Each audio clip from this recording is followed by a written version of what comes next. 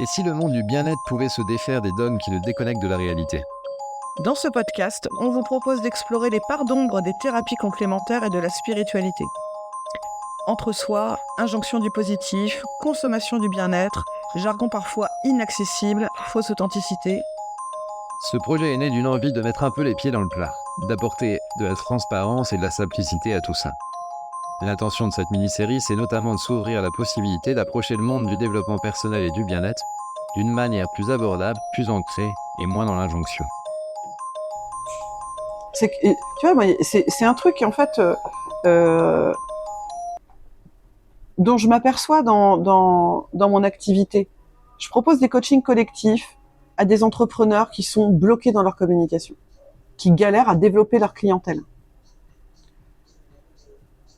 En vrai, j'ai peu de personnes. Et ce que je me dis, en fait, on détient pas la vérité depuis le début de ce podcast, on parle de nos ressentis. Moi, ce que je me dis, c'est qu'en fait, j'ai l'impression que la plupart des praticiens refusent la contrainte de plus en plus. Ils refusent les contraintes. Donc, ils ont choisi une pratique qui leur paraissait peut-être, qui leur permet, où ils pensent peut-être pouvoir être libres en totalité et ne plus avoir de contraintes. Sauf que la vie est faite de contraintes. Si on n'a pas de contraintes, si on ne nous contraint pas, on n'avance pas. Ouais. Alors, du coup, le faire le ménage, quand on a une activité, communiquer, travailler, mais pas au sens trépalium, tu vois, le truc horrible. C'est notre contribution, quoi. Et le fait de contribuer, il y a des contraintes. Dans la nature, la contrainte permet à la nature d'être tellement créative. Tu vois? Oui. Alors après, et nous permet d'évoluer. C'est par la contrainte que toute espèce dans la nature évolue. Ouais. Je te rejoins. Et en même temps, tu vois, je suis en train de me dire, est-ce que finalement le rejet de la matière, tu vois, on pourrait se dire, est-ce que ce serait pas une étape qui est liée notamment tu vois, à toute cette peut-être partie de vie, peut-être pour beaucoup des thérapeutes, hein, parce que moi, en tout cas, je m'inscris dedans, c'est-à-dire qu'on vécu purement dans un monde matériel dans lequel ils ont étouffé, tu vois, dans la notion de rentabilité, notion d'évolution entre guillemets, mais complètement factice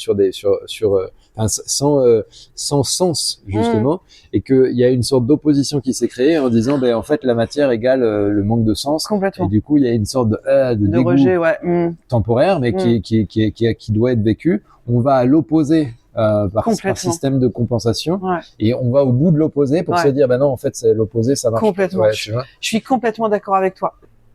Il y a ce refus d'agir parce que on a trop agi avant, on est en état d'épuisement psychologique fort, en fait, tu vois. Ouais.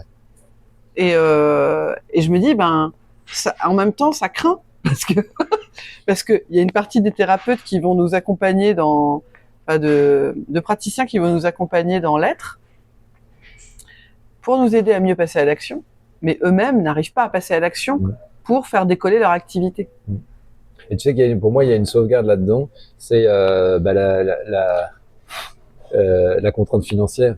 C'est marrant parce que j'ai eu cette discussion avec un jeune homme récemment où il me disait, mais en fait, moi, je peux pas avancer en sachant qu'il y a toujours cette contrainte financière. Je lui dis, oui, mais en même temps, s'il y avait pas ça, du coup, en fait, tu te complairais dans une sorte de confort et tu t'aurais pas cette adversité qui te dit, en fait, pas le choix, faut que t'avances, quoi.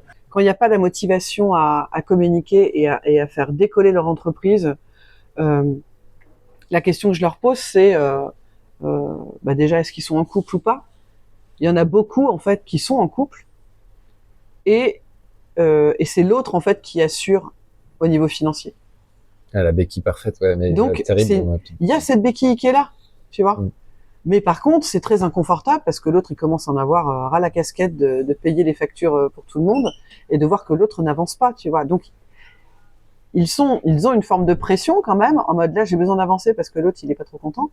Mais en même temps, je crois que les personnes que j'ai vues décoller très très vite sont des personnes qui se sont retrouvées dans un état d'urgence seules, où là, faut faire bouillir la marmite. Il n'y a pas le choix. Il y a cette notion et on en revient à la notion de contrainte, en fait.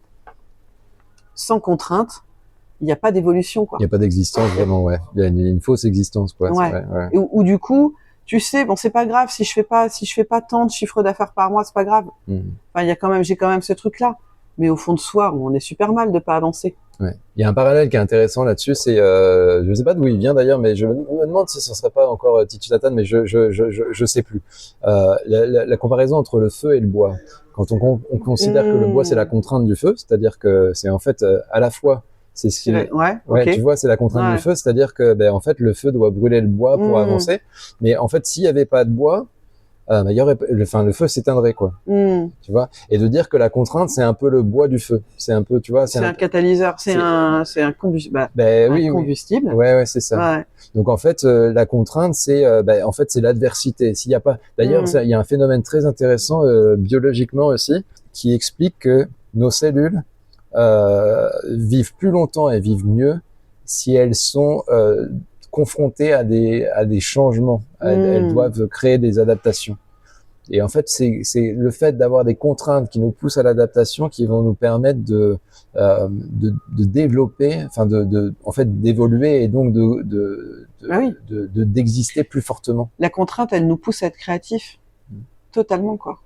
Et puis même, enfin, tu vois que les personnes qui sont les plus vivantes dans notre entourage, c'est les personnes qui finalement, dans un sens, ont le plus de contraintes. Alors pas dans le sens négatif du terme, mais dans le sens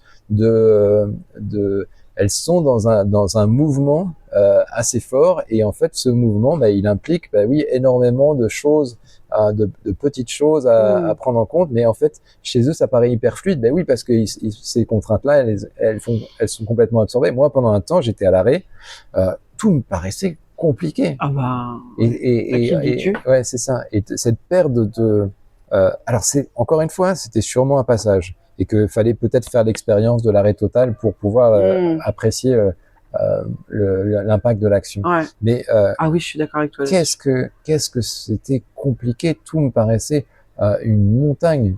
Et ce sentiment-là, qu'est-ce qu'il est déshonorant dans un sens. Ça t'enlève toute forme aussi d'estime de toi, parce que tu te dis, j'arrive même pas à faire ça quand je vois toutes ces personnes qui gèrent à la fois, notamment, ça peut être des enfants, des choses comme ça, enfin plein de contraintes, et qui arrivent, et qui en plus sont vivants, c'est-à-dire que on sent une certaine énergie. Alors je dis pas que c'est, là il y a pas de, c'est très très dur, on peut pas faire de généralité, mais néanmoins, si on n'est pas dans une forme, si on n'a pas du sens, en gros, parce que c'est ça en fait, c'est du sens, c'est-à-dire des choses pour lesquelles ou de la survie. Ouais, ou pour lesquels il faut être là, quoi. Il y a pas le choix. Il faut être là pour des clients. Il faut être là pour, pour communiquer. Il faut des raisons de vivre, en fait, en gros, mais qui sont des contraintes. Complètement. Ouais, moi, je comprenais pas comment ma mère avait pu faire avec ses 4 enfants, mes 4 filles, son boulot en plus. Je me disais, mais moi, je galérais avec un enfant. Je me disais, mais comment ma mère faisait avec son boulot? Ça, si, tata. Et en fait, quand je demandais à ma mère elle me disait, ben, j'avais pas le choix. Et moi, en fait, je me suis toujours, fameuse injonction du bien-être, on a toujours le choix. Tu as jamais entendu cette phrase? Tu as toujours le choix. Bah oui, mais en fait, le fait de dire non, en fait, ne va pas t'aider à te responsabiliser. Enfin, tu vois, de dire non à tel type d'action, ça veut dire que tu refuses la contrainte, quoi, aussi. Et il m'a fallu, comme toi, un temps de non-action totale. Je dis que j'ai fait la planche, en fait, quoi, pour comprendre la nécessité de l'action. Mais en même temps, j'étais dans un état dépressif sévère que aucun professionnel, alors je vais pas dire professionnel, mais praticien du bien-être n'avait détecté. Mais en même temps, c'est pas leur métier de détecter la dépression. Mais j'étais dans un état dépressif tel que je ne pouvais plus agir du tout. Et il m'a fallu ce temps d'inaction où pareil, tu vois, je voyais les autres agir. Et pour moi, faire la vaisselle, ça me demandait un effort, mais c'était un truc c'était insurmontable. Me lever, j'étais clinophile. Tu vois ce que c'est la clinophilie? C'est le fait de rester dans son lit en permanence. Et une fois que j'ai réussi à accepter de faire la planche en totalité, et petit à petit, le goût de l'action est revenu, quoi. Et le plaisir. Je prends un plaisir dingue maintenant à travailler 7 heures, 8, 9 heures, même si je peux par jour, quoi.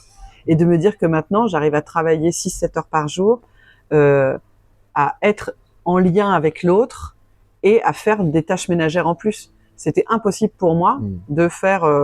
je pouvais travailler 4 heures par jour max et péniblement, je faisais ma vaisselle et j'étendais mon linge, quoi. C'était une douleur. Et du coup, je pouvais pas être en interaction avec l'autre parce que j'étais épuisée, quoi. Et c'est un tel plaisir maintenant d'être en action, d'avoir cette possibilité d'agir, quoi. Alors tu vois, ouais, j'entends, je suis d'accord avec toi, et à la fois, pour moi, le sens quand même vient avant l'action, et que je comprends qu'il y ait cette phase aussi où on rejette l'action parce que il y a quand même une phase d'introspection quand même nécessaire pour se dire, ok, là je vais agir, mais si je comprends même pas pourquoi je fais ça, tu vois, en fait là, ce qui rend beaucoup plus d'ailleurs facile l'action, c'est quand elle est nourrie de sens. D'ailleurs, il y a un gars aussi que j'aime bien, Simon Sinek, qui est un entrepreneur, tu vois qui c'est, qui parle il dit commencer avec pourquoi. D'ailleurs, je crois que c'est une des vidéos de TED les plus vues. Ah, c'est vrai? Je l'ai jamais vu. Ah, tu l'as pas Moi, vu. c'est après avoir, alors que moi-même j'étais justement à parler du pourquoi dans ma pratique. C'est là en fait que j'ai découvert que Sinek l'avait, ce truc, quoi. Ouais. Et donc il parle notamment, il fait l'effigie d'Apple dans sa communication. Bon après, il y a plein de considérations qu'on pourrait rajouter, mais en termes de pourquoi ils ont été si puissants dans leur marketing, etc. Et il dit, c'est parce que leur pourquoi il est hyper profond, hyper fort, et qu'il a construit vraiment un modèle une référence, quoi. Ah oui, c'est une référence. Et il dit, dans ce sens-là, on pourrait aussi l'appliquer à Google ou aux choses comme ça, mais on pourrait l'appliquer d'ailleurs à plein d'autres entreprises qui n'ont rien à voir avec l'internet, mais la question du sens, c'est plus il est profond, plus le fait de faire cette action est simple, en fait, puisque en fait tu poses même pas la question, c'est évident, c'est prégnant, ça a du sens, et donc ce sens-là, c'est une évidence. Moi, le sens qu'il y avait derrière cette inaction et du coup la joie de réagir, c'était que j'avais je devais me reconstruire. Je savais que je devais recommencer petit à petit à reposer des briques solides. Et ça reste toujours d'ailleurs le sens de ma motivation à l'heure actuelle. C'est que je continue de me reconstruire. Et je suis dans cette conscience de poser une brique après l'autre et de créer un liant, un ciment, cette fois-ci beaucoup plus solide et sain. Ouais, moi tu vois, l'image que j'ai souvent, c'est, je me dis, je m'occupe que de. D'ailleurs, je pense que je pense que je l'ai entendu quelque part. Mais en fait, aujourd'hui, je m'occupe que de semer des graines. Et en fait, c'est la seule question que je peux me poser, quoi. Est-ce que j'ai une graine intéressante à semer? Si j'en ai pas, j'arrête. Et là, je me pose. Et puis, si j'ai pas, par contre, si j'ai aucune inspiration, je vais pas chercher à être dans l'action. Enfin, non, j'arrête. Et puis, je me dis, là, c'est peut-être parce qu'en fait, clairement, il se passe un truc à l'intérieur. En général, quand ça se ferme, il n'y a pas de réception. Puis, quand même, la créativité, elle a un cycle, quoi. C'est-à-dire qu'à des fois, elle s'arrête. Et je pense que ça aussi, le fait de respecter ce cycle, c'est important. Tu vois, donc c'est pareil, l'action absolue, tu vois, je la conçois pas. Néanmoins, le fait de se dire, on sème des graines, on se pose plus la question, tiens, on les met là, à gauche, à droite, etc. On verra. Il y en a qui vont pas prendre, mais en fait, c'est exactement la même chose que de jardiner. C'est-à-dire que oui, il y a la contrainte de oui, je sais pas si cette graine va prendre. Et c'est intéressant quand on parle de l'action, parce que ceux qui sont dans l'action vont dire, oui, mais si je semais cette graine et qu'elle prenait pas, et ça va les arrêter pendant 3 siècles. Et si. Ouais, c'est ça. Et donc, parce qu'il y a une sorte de focalisation aussi sur le résultat. Sur le résultat. En même temps, il faut viser un objectif quand même. Tu vois, si t'as pas d'objectif, tu vas nulle part. Si t'as pas de direction. Enfin, tu vois, il y a le sens. Oui. Le sens, là, on est dans l'étoile très très haut. Et sur cette ligne de sens, il y a des objectifs. Et moi, c'est marrant parce que tu parles de graines. Moi, en fait, l'image que j'ai eue de là où j'en suis maintenant, je voyais autour de moi un champ rempli de fleurs, en fait. Je pense que les graines, je les ai semées. Et là, en fait, j'en suis à la récolte. Et c'est comme si j'avais un gros bouquet dans la main, et chaque matin, c'est vraiment ça, c'est comment je peux contribuer au mieux, là, comment je peux faire pour distribuer ces fleurs avant qu'elles ne fanent, quoi, tu vois. Ouais. En tout cas, c'est mon urgence à être dans l'action en ce moment, elle est là, quoi. En tout cas, cet appel à partager, là, aujourd'hui, c'est une nécessité. Voilà. Franck Lobvé, que j'aime beaucoup aussi. J'adore. Alors, avec comment dire, avec des retenues à certains égards. Il peut être gênant, il peut être dérangeant. De toute façon, il est dérangeant, mais ça fait du bien. Parce que c'est vrai qu'on l'appelle décapant. J'aime bien le mot décapant parce que ça lui va bien. Mais parfois, peut-être, ce serait pas mal d'avoir un peu de clarification. Et il parlait de son propre livre, et lui, celui qui l'interviewait disait, il paraît que t'as fait aucune promotion pour ce livre. Qu'en est-il, quoi? Et il dit, non, en fait, non, moi, mon but, c'est juste de le produire, et puis après, il a sa vie à lui. Et tu vois, moi, je vois un peu ça comme ça, le partage. C'est-à-dire, il y a ce podcast, évidemment, je vais le partager autant que possible sur les personnes, mais après, je vais pas chercher forcément à dire, il faut absolument que t'écoutes. Non, s'il touche certaines personnes, s'il a une importance, il sera partagé, et peut-être qu'il en a pas, mais moi, j'aurais fait ma part Mais c'est l'acte pur de la création. Enfin, tu vois, un réalisateur,